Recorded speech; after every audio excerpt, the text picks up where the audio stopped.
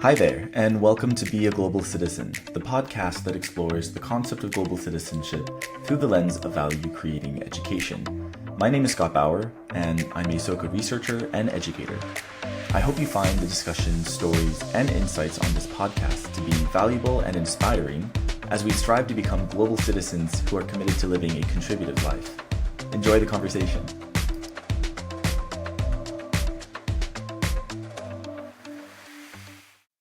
Hi, I'm Margarita Adame, and I am a learning strategist at the Clark County School District in Las Vegas, Nevada. Hi, Margarita. Thank you so much for joining me on the podcast. Very, very happy to have you. And you are one of the illustrious classmates from the Harvard master's program that we're all part of. And just so excited, especially now, given the fact that we are very close to graduation and lots of emotions, lots of, kind of reflections, I'm sure, going on and what an achievement for us and everyone else in our program. I think it's very fitting to have this conversation now and really think about what brought us to the work, what brought us to this moment in our life, and coming from many different places. I think you're the first that I've had on my podcast from Las Vegas, and yeah, just wanting to hear more about what brought you to education. So if you can maybe share out a little bit about your story, I'm very interested. Well, I'm happy that you invited me. Thank you. Um, oh my gosh, that's an interesting twist and turn that I've had getting to education because my original plan was not to be an educator. That was never on my mind. I never planned for it. It just kind of happened, like several things in my life just kind of happened, like finding Hugsy. It just kind of found me, I think. Somebody asked me yesterday, well, how did you find this program? And I said, I don't remember. I think I must have seen it somewhere. It really just kind of landed on my lap. I said, and I looked into it and I thought, wow, these are my people. I think I found my people. They're speaking about a lot of things that I practice. So I think this is my place. And that's how I found it. But teaching, the same thing happened with teaching. I grew up in Santa Ana, California, and I was in the Santa Ana School District as a student. And then I went on to Chapman University and I majored in peace studies. And I got to travel. Actually, I started out as a poli-sci major and then as a history major. And then I found the peace studies program, and my dad just nodded and went, oh my God, here we go again. Yes, Dad, I found a great program. I'm going to change again. And then I came home a semester later. Dad, guess what? There's a program to the Middle East. And he thought, oh gosh, this child of mine. And my two older sisters had already gone through Chapman. So he just shook his head and he says, okay, I need to talk to your advisor because I don't think this is going to happen. I can't afford to do this. But I found someone to sponsor my trip. And we had someone sponsor the airfare for my trip. So we got everything covered. So my dad had to say yes. And like I said, I have a degree in peace studies and I loved it. And that was my plan. The problem was afterwards, and I had worked as a teacher assistant when I was in college, and I had, always had something to do with education and working with kids of all ages. Um, but after when I graduated, I thought, okay, if I'm going to carry this up, I'm going to find a job in this universe that has to do with conflict resolution. I need to move out of Orange County. I need to look for something bigger, better, somewhere different. Because at the time, this is, over 30 years ago, we didn't have the same opportunities there locally. So I thought, okay, I need to go somewhere else. So one of my friends suggested, why don't you work as a substitute teacher in the meantime? And I thought, okay, well, maybe I should. It was a position in kindergarten over a summer because they had year-round schedules. So it was during the summer. Oh, no, no, no. I was there for 3 months and I ran out of there faster than the little kindergartners did. No, can't. I learned really quickly that I cannot deal with little kids, especially with lots of little ones. It's not going to happen. So It was my older sister was a teacher at the time. She had been teaching, I think, for 2 or 3 years by the time I started subbing. And she asked me to cover her class one day because she had to be out. So I subbed for her. And she was at a school that was a model school at the time for the school district. And they were very socially active. They had a lot of different programs for the community. It sounded like my kind of people. I was like, it would be interesting to get to know this place. I slept for one day and I kept seeing this lady pop her head in the window at the door. I had no idea that was the principal, but she kept popping in and popping in. And when I went at the end of the day to sign out, the secretary said, the principal would like to speak to you. And I thought, oh my God, my sister's going to kill me. What did I do? I must have done something wrong. No, she wanted to give me an appointment to go back the next day to interview me for a long-term sub position for a fourth grade class. And I thought, oh, okay, well, I accept. I thought I have nothing to lose. Sure, I'll come back. When I got home, my sister was livid. She was not very happy because it had taken her 2 or 3 years to get hired at that school because everybody wanted to work there, right? And I just showed up to sub for her for one day and I got the interview. And the interview was just walk with me. She gave me a tour of the school, gave me a whole explanation. I learned this lady's hyper. So to this day, she keep the caffeine away from her. She doesn't need it. And it was a quick tour around the school. And she says, if you want it, the job is yours. We need a long-term sub. I ended up being there for 10 years. Loved it. Great community. I still have friends that either retired from that school or are still teaching there today. We're still like a family, and I love them to death. And that's where I learned how to teach with that community, with that tribe of mine that I created with them. And they taught me everything I knew. So I worked as a long-term sub for, I think, 2 years. And then that's when I decided, oh, maybe I should stay here. Maybe I should go back to school. So I had to go back to school to get my teaching certification after I had taught for 2 years as a long-term sub. So I went back to Chapman, got my teaching certification through them. And then I stayed there and I was in the classroom for 6 years. And then I became their outreach consultant that worked really with the community and the parents and all stakeholders within the learning community for 4 years before someone made a comment. A family member said something to me about, I think you're just riding your sister's coattails. And I thought, oh, well, I've been in the same district as a student. Everybody knew us. Everybody knew the Adame sisters because there was four of us and my brother. And then at the school, she was teaching for a while at the same school before she left to work at the district office. So, everybody knew us in the community. So it kind of hurt, but then I thought, so I think I'm a good teacher, but is it really because people know me, or is it because I really am invested in this? I really know what I'm doing, or, could I grow some more in a different context? At the time, my parents were retired and they were debating they wanted to move to Texas because my younger sister was moving to Texas. And they were leaving California, which I never thought I would do. So that's when I thought, well, maybe I should look into this move to Texas. So I went with my parents to Texas and I took a look and I thought, well, okay, well, maybe I'll try this. But I did it because I wanted to prove to myself that I could teach and that I could survive outside of the community that everybody, that I had been in my whole life. So I think I took a brave jump and I did it and created a whole new community and created a whole new family with my friends in Dallas. And so now I have several families around the country. So that's my crazy way of getting into education. No, that's amazing. There's so much that really resonates with me, and it sounds like you really kind of like teaching found you. You didn't Mhm. really find teaching, and at the same time, right? You grappled with like, is this?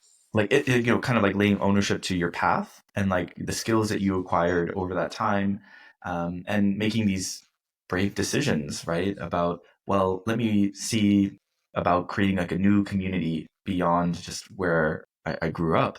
And I think, that resonates with me, in that, like, I had my start in Brazil of all places, and then kind of, got a little bit burnt out myself, to be honest, from teaching, and had to step away, but then also, return to my hometown, which is in Torrance in Southern California, and kind of had a restart in terms of like, what did it mean to be a teacher? What did it mean to like contribute to other communities? My own community as well. I also did like substitute teaching when I came back, although I had like this interesting flipped story where I had been teaching for like 6 years, and then I went and was like a substitute teacher because I didn't have a credential in California. Yeah. So everyone was like, "Oh, you'd be a really great teacher," and then I'd be like, "Well, I mean, I okay, yeah, like, thank you. I'll take the compliment."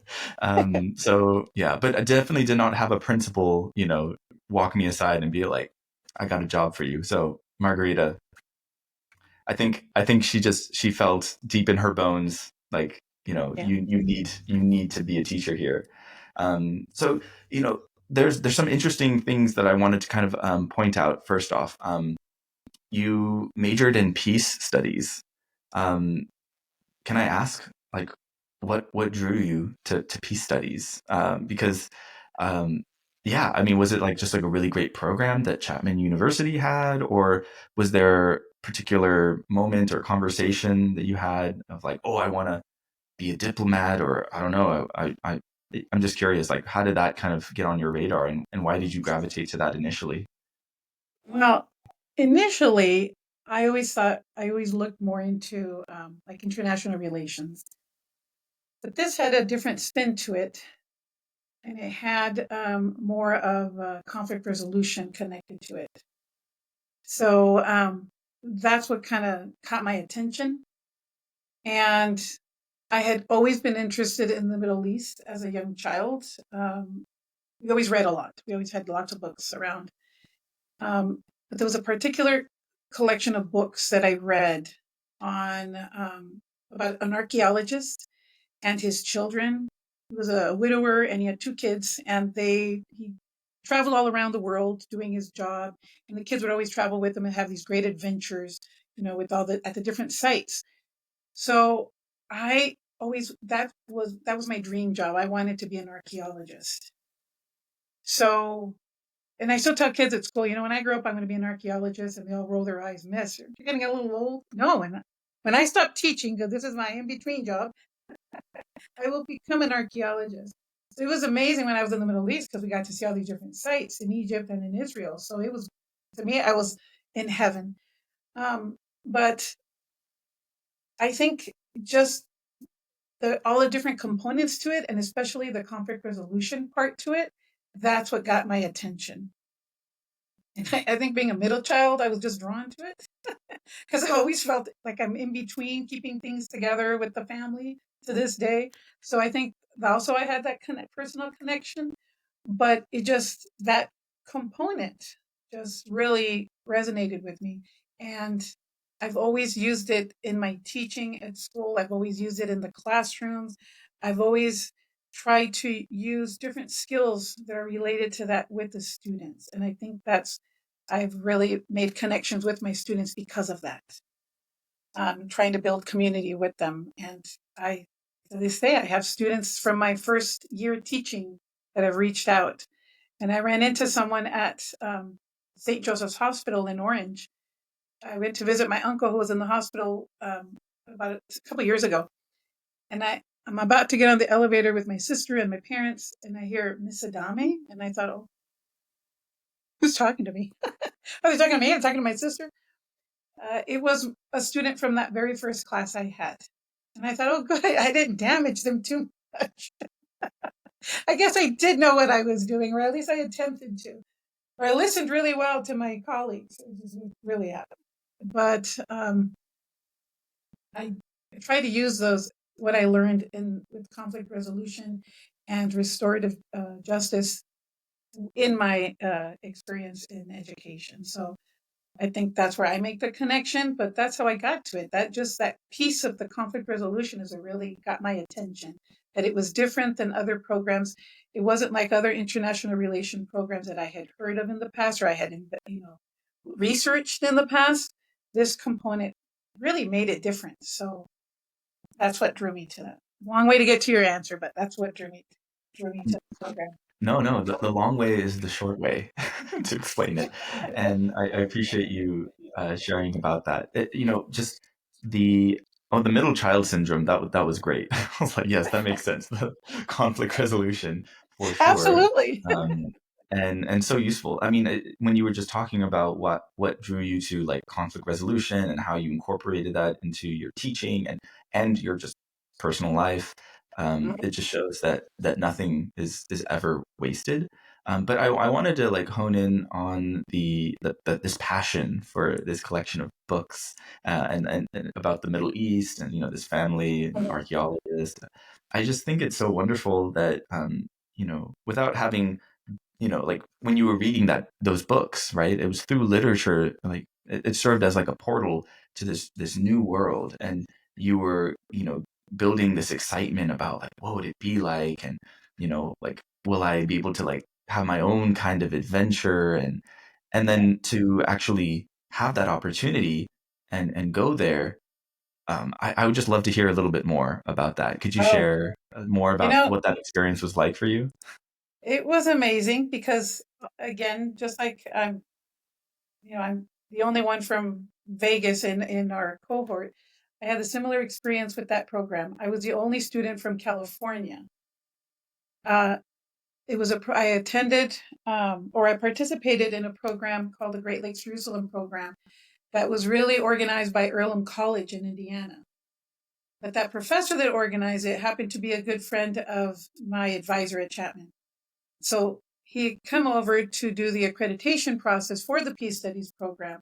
And that's how he introduced his program to us. So that's how I was like, oh, wait a minute, this is great. So I was accepted into the program. Um, there were some hardships there through Chapman trying to just for the school to allow me to go, but I made it out through that process. I made it there, and what I think was the most fascinating thing was that when I got to Jerusalem, because we were based out of Jerusalem in the old city, and we lived in a hotel there for the whole semester, and we had the professors come to us because we couldn't just take courses at an Israeli university and have the Palestinian professors come to us. We had to be in a neutral spot so that they could both come to and teach our courses because we had to hear both sides of the story. Um, I felt like I was home.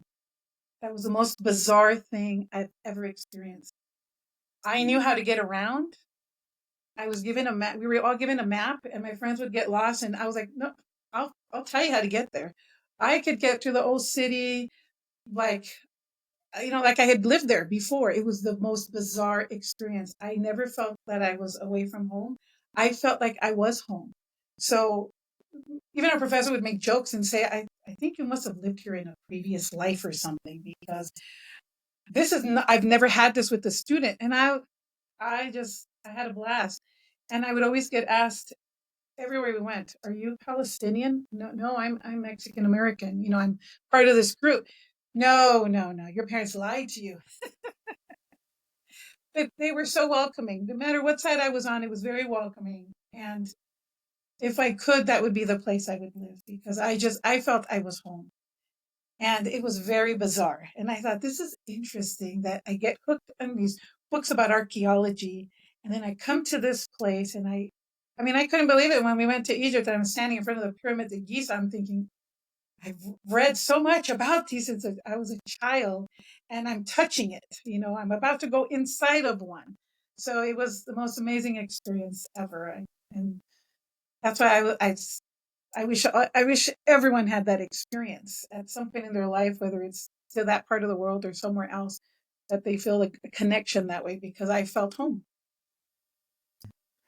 You know, I'm so happy to hear that. It warms my heart how you were able to, well, one, have that opportunity, but also just be able to like engage the local cultures with like such curiosity and such joy. It sounds like there was this like seeking spirit about you to like want to like like see these monuments, right, that Mm-hmm. you had read about, to maybe try some of the foods that you heard about, and really just kind of like soak in all that there was about the city, right? Knowing that maybe it was a finite amount of time, right? The program had a certain Mm-hmm. duration, and that you Yes. would inevitably go back home. But then again, this notion of home, you brought up several times that you felt so at ease over Mm-hmm. there that it felt like home. Could you maybe unpack what do you mean by home in that sense? I mean, either broadly or maybe more specifically to that experience. Like what was that feeling like? It was it was an interesting feeling because the minute we drove, literally the minute we drove into town, we flew in, um, early in the morning. So we drove into they collected all of us there. I flew in with the group, and then we were on a bus, bus ride from the airport to Jerusalem. And everyone's half asleep on the bus. It was, like a 45-minute bus ride or so. Um, and I was just observing the whole time because I wanted to take in as much as I could the minute we walked off the plane. But because I kept thinking, I don't know if I'll ever be back here in my life, so I need to absorb as much as I can. Um, but it was interesting that I can't really explain it. It was just I felt like I had seen this before. Like felt so natural that I think I've been here before because it just felt that way. It's like if I drive back to Southern California right now and I know what to expect, at the turn of a corner on Main Street in Santa Ana, it's like that's how I felt. Literally, I felt like I was somewhere I had been before, like somewhere I belonged. It was the most interesting, bizarre experience. And then what was even more interesting was that I had before I went, I had a very odd experience with the administrators at Chapman because the person that had funded my trip, I had no idea was one of the trustees from the university. I had no idea. I just wrote out. I was working at the YWCA, and they gave me a book of nonprofit organizations, and they said, "Here, maybe this will help." So they helped me write a letter. We mailed it out to 300 organizations. This one person writes back to me and says, "I want to meet you." Blah blah blah. Turns out she was one of the trustees. I had no idea when I met her. So then they were upset because they didn't want her to deduct that money from the school donation. So uh, that whole experience made me really appreciate. And she did mention to me. I don't know. Maybe she saw that interest or that passion in me for the history or for my studies, or I don't know what it was that she saw, but she did tell me, you don't stop at don't stop because someone is trying to stop you. Keep going, and there'll always be someone to help you and push you along if you need it. But just try to learn as much as you can because you're going to use this in life. Just so it's a life experience. So just try to absorb as much as you can. So I would always hear her words and I'd say, I have to absorb as much as I can. She's right. I have to do this. So when I was there, that's what I felt. I had to absorb it. But at the same time, like I said, it felt like I had naturally been there before. So, and even with the religious sites, same thing, same thing. So then I thought, well, what if I were to go to it was a Christian community center, and they had people from all different denominations there giving out information to tourists because it's Jerusalem, right? So then I went up to one of the sisters and I said, "Is there any way I could be confirmed here? I'm baptized Catholic. I completed my first communion as a child, but I've never been confirmed." And she's like, "Oh yes, here's the address. Go, to the parish office and try to speak to the parish priest, and hopefully, it is possible." So I went over there and I asked around. They were all Franciscans, so they all spoke Italian. There was one priest that spoke English and one that spoke Spanish. So I was able to speak to the Spanish speaking one first, and I explained my crazy idea. And he said, do you have your paperwork with you to show that you have the other sacraments? I said, no, not with me. Tell your parents to send it to you. Meanwhile, we'll investigate with the parish priest. So when I went back, they called me at the hotel where we were living with the group, and they made an appointment. So I went back. Yes, I was able to do that at the Church of the Holy Sepulchre, which I could not believe I was going to have that opportunity, right? So even that was, I think, made my bond even stronger. So I was also confirmed while we were there. So that, to me, that just made it all even more meaningful, a lot stronger connection to that part of the world. Yeah, you have me convinced that you definitely like used to live in Jerusalem in a past life. Right? I think so too. Yeah. And then also just again getting back to like this process of applying right for scholarship, having this conversation with the trustee, um, it must have been your passion, right, for knowledge, for this experience, this yearning for like something beyond just your immediate kind of surroundings that led that trustee to say, I really want to support you. In the same way that principal who is overly caffeinated or energetic or both um, really saw the passion in you and said, I Yes. want to support you as well. And I just think that's just so beautiful, right? Because you mentioned the importance of finding like-minded individuals, and finding those communities that you can grow together with, Yes. and I think that yeah, there's something. It starts from deeper inside of you, right? That then emanates Absolutely. outward, where people then are like alerted to that, I see it. Yes. and they see it, they feel it, and then they take action. So this conversation, or not the conversation, but like what you've shared about in this like study abroad, it's so beautiful because I think sometimes people go to a study abroad um, just to do very like I don't know, like just the touristy stuff, right? Or they go in with a very specific goal and they just want Yes. to learn the language, or they just want to eat the food, or they just want to go to that one destination, right, to see the pyramids or whatever. Yes. But you had this perspective of I want to experience any and everything to the fullest. Um, wow, if only we all lived our life like that, like regardless of where we are. So that was like my thought. I'm like, that's the way. But also, like, how does that tie into this notion of global citizenship? Because I feel like there's a lot there in your experience that also ties into like, yeah, what does it mean to be a global citizen?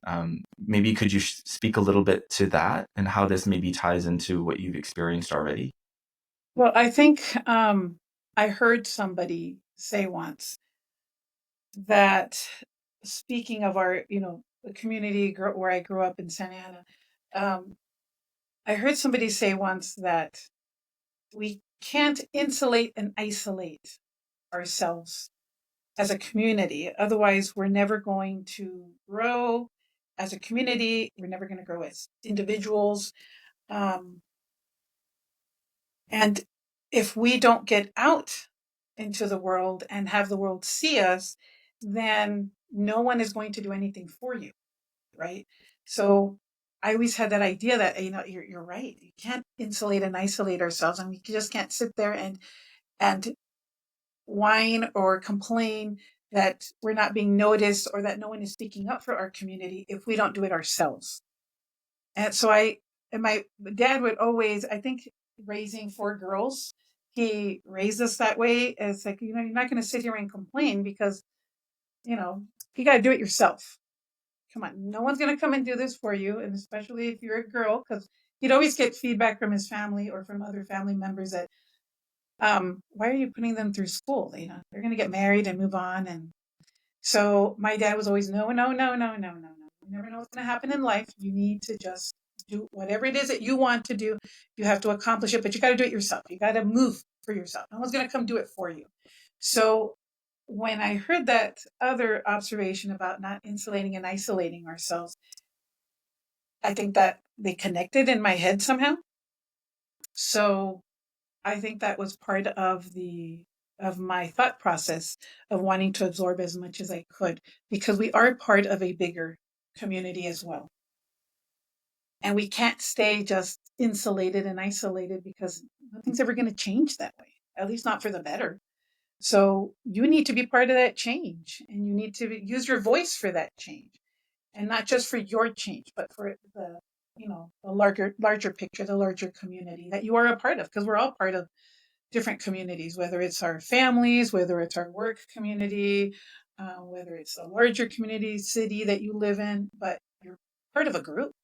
So you have to be an active participant. So that's what I think, that's the mindset that I had about that. So that's where I see the connection. And I've always shared that thought process with my students. It's not just you and your little nuclear family. No, you have a larger family as well, which is a learning community, and it's your actual community where you live in. So, and Mm. we're all connected. Yes, I agree. And Mhm. I love that whole, like, you mentioning, like, not insulating and isolating ourselves, and the way you speak about the community, right? It speaks to, like, what you bring to it, right? And that, like, with the kind of diverse experiences that you have, knowledge, experiences, all of that serves to strengthen the community, and Absolutely. that each person's contribution will be unique. And then when you think about your journey of being fascinated with the Middle East, having this opportunity to be there, and then coming back changed in profound ways, I would say, right? Yes. Then it's like that's so amazing, because you just said, right, you share this mindset with your students, and of course your students believe you because you've lived it, and then that's where the passion kind of kicks in, because you mean it with every word you say, right? Yes, absolutely. And even before that trip, I had already taken a trip as a student ambassador right after high school. And for that trip, I had traveled, it was only for a summer program, but we traveled to Russia and Northern Europe. So Uh, when I went to the Middle East, I mean, I had already been exposed to a little bit of the world outside of what I had already seen as a child, traveling with my family, for example, to Mexico and back and around the United States. But I knew there was more out there. And mhm. I really, truly appreciated the fact that my parents, as crazy as they thought I was, that they were encouraging, that Right. they opened that for us. They opened the door for us, really, and all the windows and everything else. Well, you talked about your father, emphasizing the role of education, and especially with four daughters. I know that there is a gendered component to that, and that, like, oh yeah, I mean, they're just gonna get married off, and Yeah, what's the point of spending all this money for not only education but like a study abroad, or yeah, all that stuff. So in a way, he's very um kind of like ahead of his time. But at the same time, like, he was just rooted in a very, like, kind of like pragmatic understanding of, like, hey, yeah, what if something happens? And he wants all of his daughters to live a good life, and a happy life. true. So And big shout out to the father. right, absolutely. And now something just clicked as you were saying that. I just realized growing up, was a middle child for some time. And I believe he still acts that way with the rest of his siblings, because he has an older brother and a younger sister. And his mother passed away when he was little. She had a heart condition, and she passed away after she had his sister. And after some time, my grandfather remarried and had other children with his second wife. But my dad was always the one looking out for everyone, still to this day. So now that I think about it, he too was a middle child, and he too looked out for everyone. So I think he's always had that in the back of his head. He's always thought that way. But absolutely, thank God he didn't listen to the And relatives. Of course, yeah. And looking out for others, and extending that kind of uh what would it be? I think that that trust, right? That belief in, like, follow that ambition, right? Follow that passion, Absolutely. see where it leads you, because Absolutely. that not a lot of people can do that. So I think Yeah. that that's a really powerful yeah, ability that he had, and something that I'm sure you also extend to a lot of the students that you work with as well, because that's kind of what education is all about. Mhm. Your belief and trust Yes. that they are going to be inheriting this world, right? And and the impact as an educator that we have on children. I don't know if all educators think this way, but I always think, my God, after these 30 years I've been in education, how many kids have I touched? Academically and emotionally. Um, that's quite a lot of kids. And just the thought of having someone's future in your hands, because you can really, you're going to shape a child and you're going to affect their shaping. And I hope it's a positive way that we shape them. But it's interesting to think that everything we do as educators has an impact on these children, and they are the future. So yeah, to me, I take that very seriously. Yeah, well, I would say that the good teachers think about it that way. So Yes, yes, yeah. So we need as many good teachers as we can yes, out we there. do. We just And need them. it's a very deeply caring profession, and it's one that comes with a lot of responsibility as well. Absolutely. I know that I'll get very anxious uh, stepping into a classroom when I was starting off as a teacher, thinking, "Oh my gosh, like, this lesson's not great. I don't know if any of the students are going to care about this, or are they going to see through me and just be like, oh, he doesn't really know. She's not qualified to be a teacher." Oh my God, there was all this imposter syndrome that would just surface, and especially for, like, the younger ones. I mean, all kids are just very clever in numerous Yes, ways, but I've particularly felt more in the hot seat with the elementary school students when the ones that I was teaching over in Brazil. Yeah, because they have, like, no filter, and they'll just call you no, out for better or worse, because, yes, like, it wasn't always a bad thing, but sometimes, you know, yes. I don't know, like, so you taught, or you teach fourth grade, is that right? I used to teach. I'm not in the classroom anymore. I now support the Right. teachers, but I have Okay. taught third through fifth, mainly fifth. Third through fifth. Okay. See, that's tough. Yeah. So they're going through that awkward transition, going into, But like, that's when they middle need you school. the most. Right. That's when they need you the most because they feel they're all grown up, but they're in a transition and they don't realize it. And the parents are starting to let go a little bit. So they're not really bigger kids, but they're not really little kids anymore. So they're caught in between and they're barely going to enter that terrible middle school phase where they're totally lost to poor things, but they still need you. And I think, in my experience, the boys would admit to that way before the girls did. And they would, ask for advice or they would want to talk about things because they didn't have anyone to talk about or anyone to talk to about their issues. So it was always that they just looked out for someone they could connect with. But it was the girls could be naughtier than the boys, I'll tell you. So yeah, the boys were easier to work with for me. Oh, that's great. Yeah, I always hear, like, the opposite. To be honest, No, the boys are, like, breaking stuff, running into walls, causing mischief, and then the girls are just like, like, with no, an you got to be apple on their careful. desk or something. No, you got to Um, be careful. There might be something in that apple. uh-huh, yes. No, I don't have nearly as many years of experience with the elementary school students, but I've had enough where I have just the utmost respect for elementary school teachers. Because it's that impact, right? I mean, you were just talking about shaping lives, and Absolutely. more and more research shows that at those like early developmental years are so crucial, and Yes. it sets them up for everything else to come, Yes. right? So yeah, Absolutely.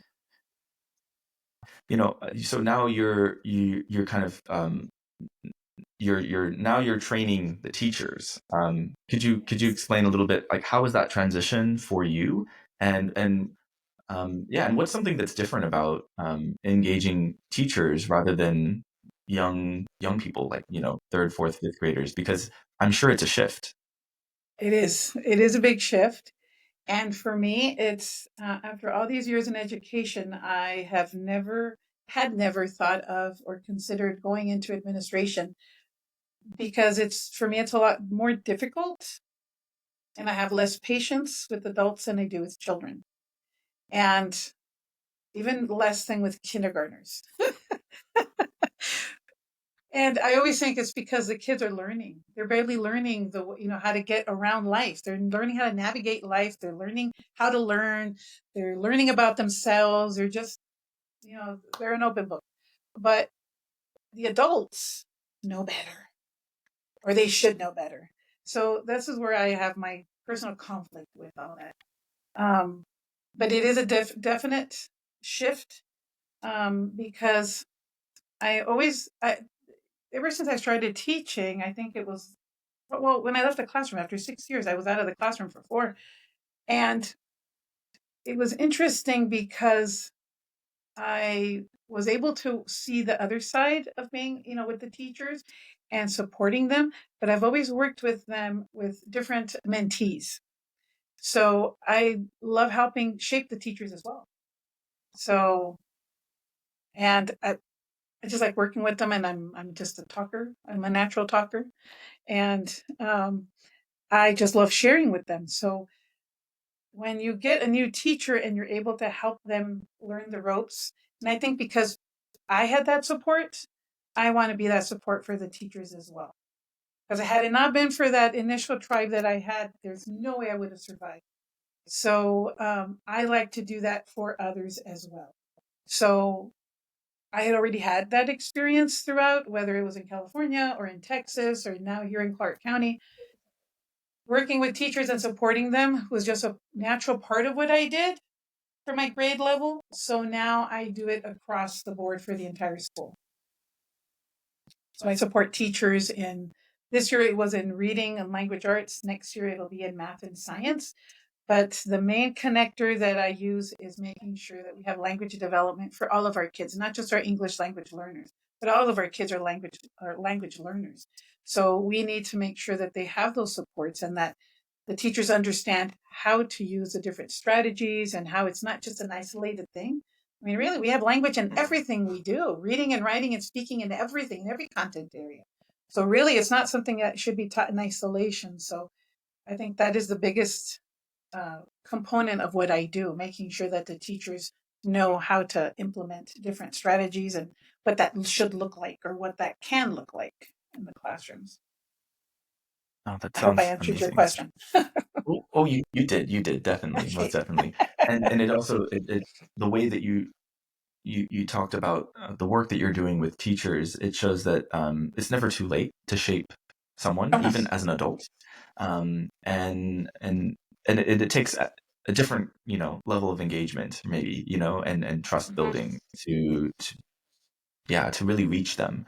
And every human being is different, right? Regardless Yes. of their age. So it's just yeah, I think the kind of energy that you bring into the class, setting like specific goals, and and it's also probably still new things that come up that, even after decades of experience, you're probably like, Mhm. oh, oh, that's new, or oh, Yes, okay, I'll approach it a little different this time, and absolutely. that's important. And I was just curious because you've come across probably many new teachers, and you supported them, well, new and old, right? But like, what would you say is like the big uh, like the skill out of the whole like teacher toolkit that they kind of struggle with the most and they need the most help from someone like you. Can you? It's kind of a hard question to answer, but because everyone's so different. But do you see some kind of pattern of like, yeah, teaching, it's a hard profession. You got to juggle a lot of different things. But is there one particular area that like repeatedly you find new teachers are just kind of struggling with? I think it's changed over the years. I think I might have given a Mm, different answer maybe 10 years ago, even. Um, but what I've learned with my experience, or maybe it's just the different contexts that I've worked in, because teaching in California was very different than teaching in Texas. In Texas, it was very intense, and the testing was very intense, a lot more than in California. And then I come to Clark County, and it's a whole other world. It feels very different from the other two places. So maybe it's because of the different contexts and the different communities and how different they are. But what I have found here is that have needed more support with classroom structures and engaging the students, but just even the organization of a classroom. And it's funny because I will ask, I'll talk to the new teachers and I'll get their point of view, but it's even the organization of the physical accommodations in the room, to knowing how to handle the students, how to work with the students, or even how to approach them. It's really interesting to me that their organization, their discipline plans, they're just that component, not even the academic content, it's everything else that they have had issues with. So there's a new teacher that, well, this was her second year teaching. So this year, her focus, what she wanted to focus on from her experience last year, was the classroom structure and the organization.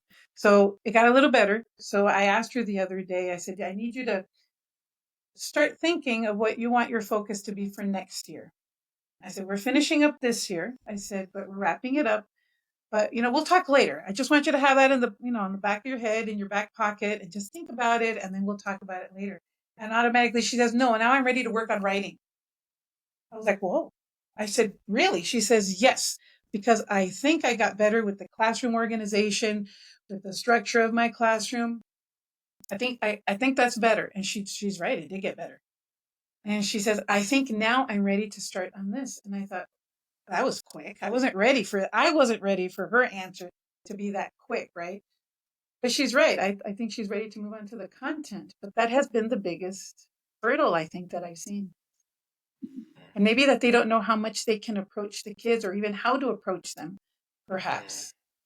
Um, so, and it can be for many reasons, whether they've had experience with kids or not, or maybe they're fearful that they might go too far and the parents might complain, or the administrators might complain. I don't know what their experiences have been, but that has been the biggest hurdle that I've seen thank with my you. experience here. Yeah. No, I mean, I think you started off by explaining how seemingly each decade or each location that you've been at teaching and Uh-huh. supporting other teachers, like it's changed. And I actually think that that's really important, right? Because if it didn't change, then it just kind of means that you yourself just had a Right. rigid model and you just were trying to drill it into the next person without Hmm. understanding the context, right? Yes. Given maybe a different culture, different priorities Yes. within the school system. But then I also think that like kids these days, right, these new generations, and there's so much that's kind of and it's just intensified, right? What does it mean to like go through childhood when you have Yes. access to the internet, right? That's Hmm. something that both of us did not Yes. have growing up, Exactly.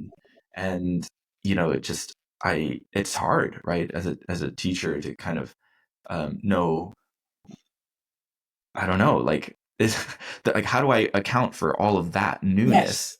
while Yes. still maintaining kind of like, old expectations and like metrics of like showing Hmm. progress.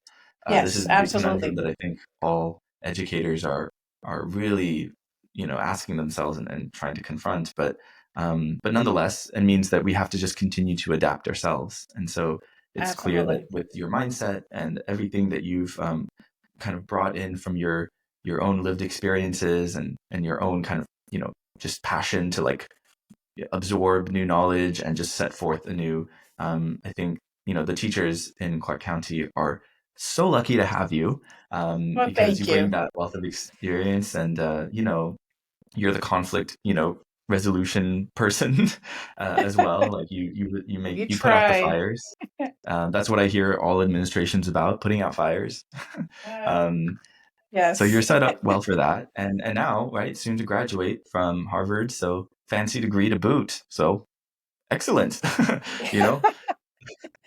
Um, yeah, I mean, Yes. I kind of wanted to, just kind of, ask a final question, if that's okay. Okay. And so, this conversation has been just so wonderful, and I appreciate how you really like spoke to this like very intense experience, that you had, being on study abroad, and how you, were just drawn to the culture, and that it stayed with you so many years afterwards and up until this day.